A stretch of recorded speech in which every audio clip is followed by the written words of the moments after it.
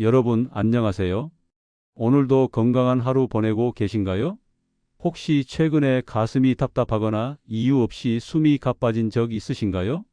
아니면 계단을 조금만 올라가도 숨이 차서 한참 쉬어야 했던 경험은 없으신지요?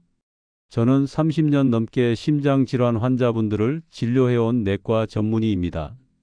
그동안 제 진료실을 거쳐간 수많은 환자분들을 보면서 정말 안타까웠던 점이 하나 있습니다. 바로 조금만 더 일찍 관심을 가지고 생활 습관을 바꿨더라면 충분히 예방할 수 있었을 심근경색으로 고생하시는 분들이 너무 많다는 것입니다. 심근경색이란 심장 근육에 혈액을 공급하는 관상동맥이 막혀서 심장 근육이 죽는 질환입니다. 우리나라에서는 매년 약 3만 명 이상이 급성 심근경색으로 응급실을 찾고 있어요.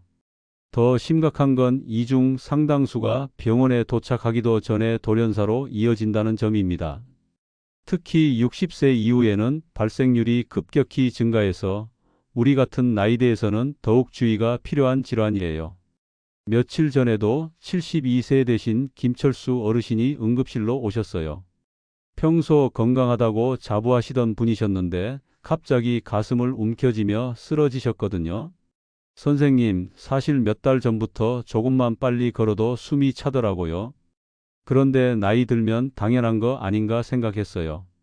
김 어르신의 말씀처럼 많은 분들이 심장이 보내는 경고 신호를 단순히 노화 현상으로 여기고 넘어가시는 경우가 많습니다.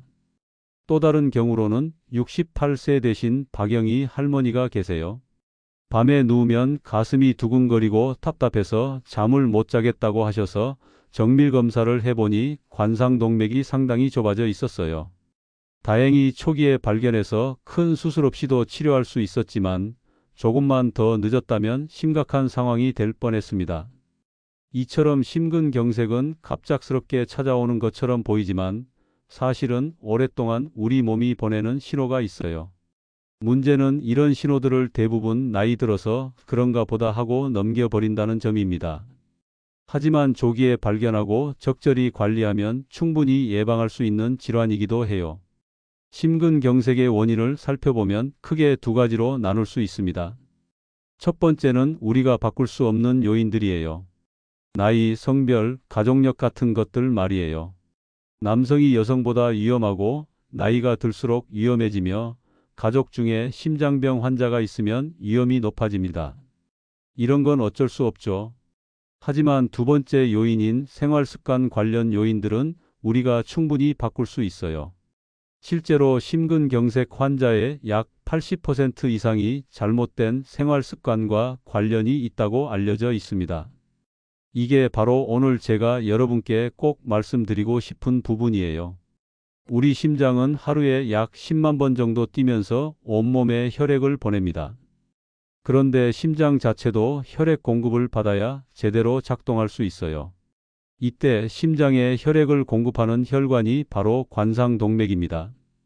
이 관상동맥이 막히거나 좁아지면 심장 근육이 산소와 영양분을 공급받지 못해서 죽게 되는 거예요. 이게 바로 심근경색입니다. 관상동맥이 막히는 주된 원인은 동맥경화증이에요. 혈관 벽에 콜레스테롤이나 지방이 쌓이면서 혈관이 좁아지고 여기에 혈전이 생기면 완전히 막히게 되는 거죠.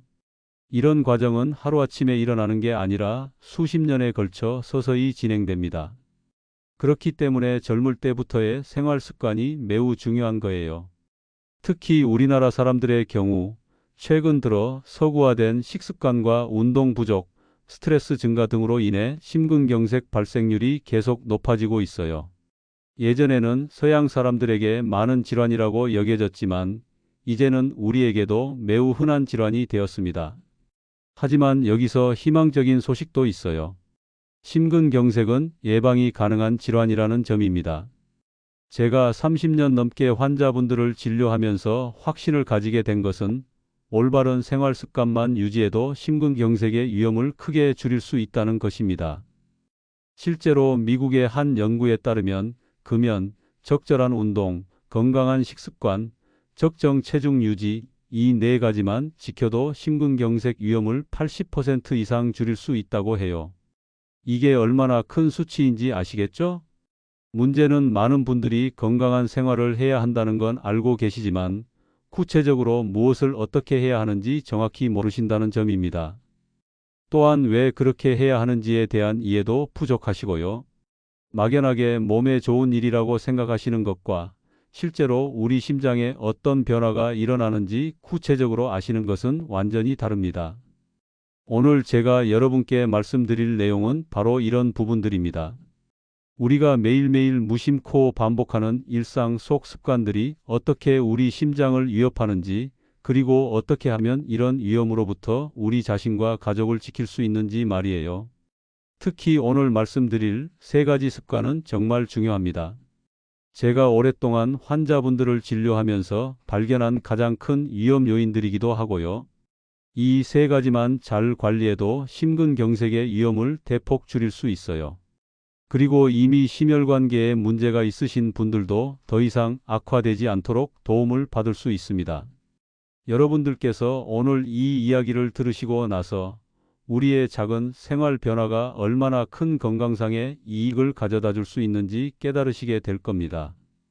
그리고 무엇보다 중요한 건 지금부터라도 충분히 바꿀 수 있다는 희망을 가지시게 될 거예요.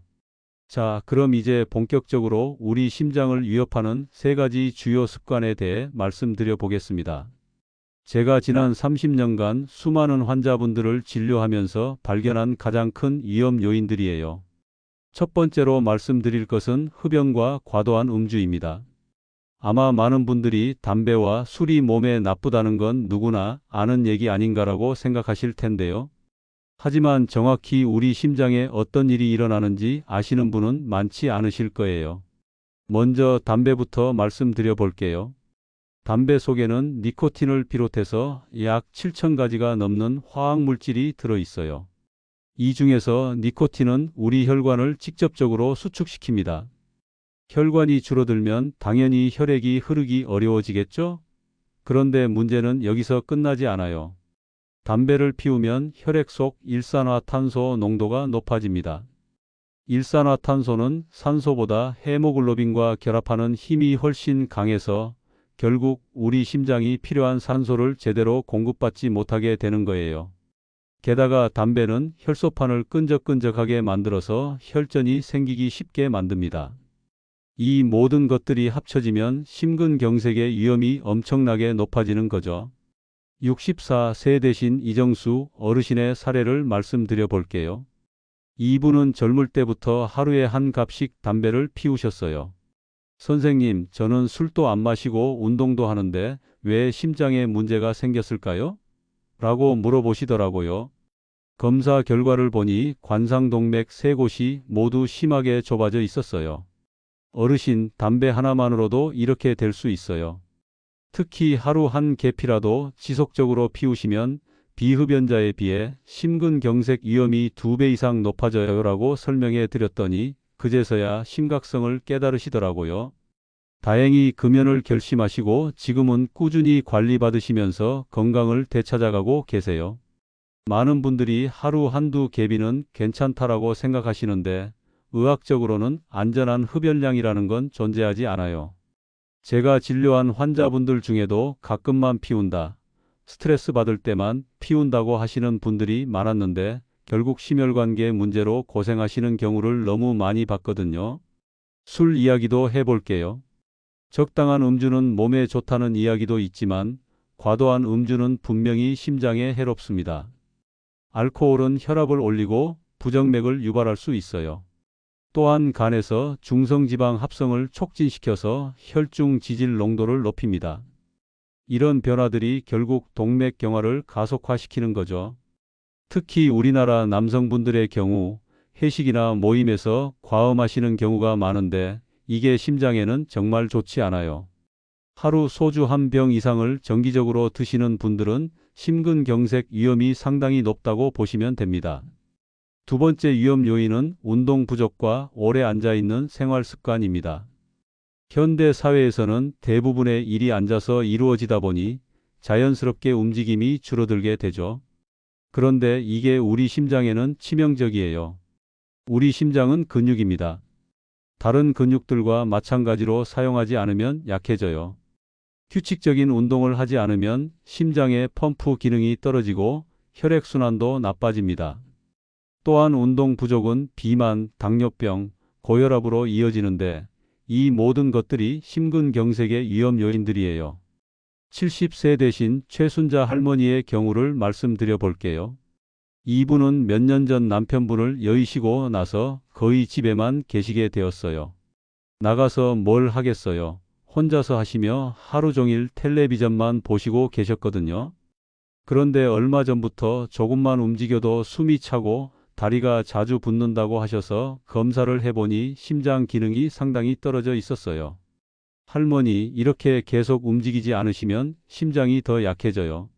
집 근처라도 매일 조금씩 걸어보세요 라고 권했더니 처음에는 이 나이에 무슨 운동이냐고 하시더라고요. 하지만 설득 끝에 하루 10분씩이라도 걷기 시작하셨고 몇 달 후에 다시 오셨을 때는 선생님, 숨도 덜 차고 다리 붓는 것도 많이 좋아졌어요 라고 기뻐하시더라고요. 지금은 하루 30분씩 동네 한 바퀴 도시는 게 일과가 되셨어요. 많은 분들이 나이 들어서 무슨 운동이냐, 몸이 아픈데 어떻게 운동하냐고 하시는데 사실 나이가 들수록 더 운동이 필요해요. 물론 젊을 때처럼 격렬한 운동을 할 필요는 없어요. 하루 30분 정도 가볍게 걷는 것만으로도 충분히 효과가 있거든요. 운동이 심장에 좋은 이유는 여러 가지가 있어요. 먼저 심장 근육을 강하게 만들어줍니다. 또한 혈액순환을 개선하고 혈압을 낮춰주며 혈중 콜레스테롤 수치도 개선해줘요. 무엇보다 새로운 혈관이 생기는 것을 도와주거든요. 이를 측부순환이라고 하는데 기존 혈관이 막혀도 우회로가 있으면 심장에 혈액 공급을 계속할 수 있어요. 세 번째로 말씀드릴 것은 잘못된 식습관입니다. 우리가 매일 먹는 음식이 결국 우리 혈관을 만들고 우리 심장의 운명을 결정한다고 해도 과언이 아니에요. 특히 기름지고 짠 음식, 그리고 과식과 야식은 심장에 매우 해롭습니다. 기름진 음식을 많이 먹으면 혈중 콜레스테롤과 중성지방이 높아져요. 이런 물질들이 혈관 벽에 쌓이면서 동맥경화가 진행되는 거죠. 짠 음식은 혈압을 올리고 과식과 야식은 비만으로 이어집니다. 요즘 많은 분들이 서구화된 식습관을 가지고 계세요. 예전 우리 어른들이 드시던 나물, 생선, 된장국 같은 전통 음식 대신 기름진 고기, 튀긴 음식, 인스턴트 식품을 자주 드시거든요. 이런 변화가 우리나라 심혈관계 질환 증가의 주요 원인 중 하나라고 봅니다. 또 한 가지 문제는 불규칙한 식사 시간이에요.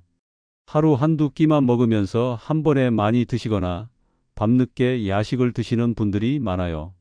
이런 식습관은 혈당과 혈압을 급격하게 변화시켜서 심장에 부담을 줍니다.